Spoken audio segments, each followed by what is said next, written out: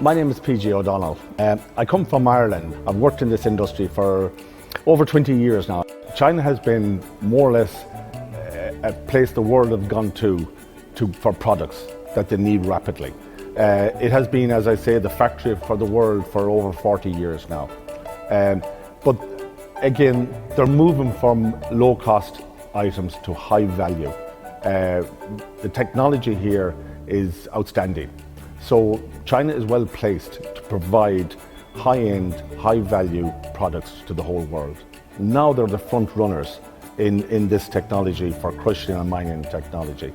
A lot of our competitors source their equipment here in China.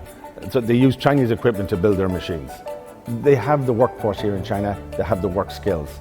So China's at an advantage compared to other countries. I see Mazda as a growing company. Earlier this year, we exhibited our machines in Germany. They were widely accepted.